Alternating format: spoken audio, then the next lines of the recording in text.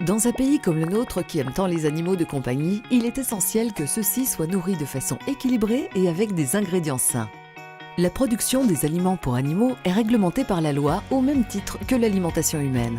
Les membres de la FACO utilisent strictement les ingrédients qui sont autorisés et qui proviennent de fournisseurs officiellement agréés ou enregistrés.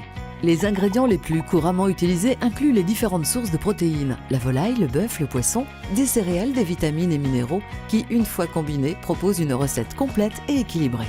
Les ingrédients d'origine animale sont tous issus de l'industrie alimentaire humaine et sont strictement réglementés par la loi afin d'en assurer leur sécurité.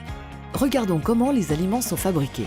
Pour faire des aliments humides, tels que ceux contenus dans des boîtes, des pochons ou des barquettes, les ingrédients sont soigneusement pesés et dosés, puis ils sont mélangés. Le mélange obtenu est cuit comme un pâté ou coupé en morceaux auxquels on ajoute de la sauce ou de la gelée. Ils sont ensuite introduits dans différents formats ou différents types d'emballages afin de répondre aux différents besoins. Les contenants sont ensuite scellés. Puis ils sont cuits à température très précise afin de conserver leur saveur, les protéger de l'oxygène et leur assurer une qualité optimale le temps de leur durée de conservation. Après cuisson, ils sont refroidis et suremballés, prêts à être vendus.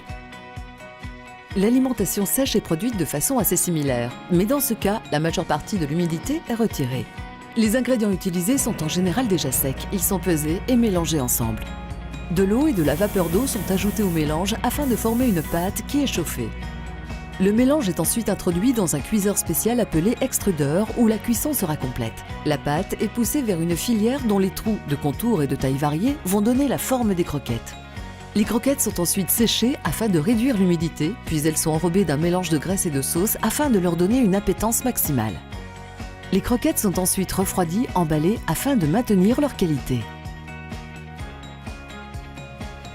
Pour l'alimentation sèche comme l'alimentation humide, de nombreux contrôles ont lieu tout au long de la fabrication afin d'assurer que l'aliment offert à nos animaux soit sûr et nutritionnellement équilibré.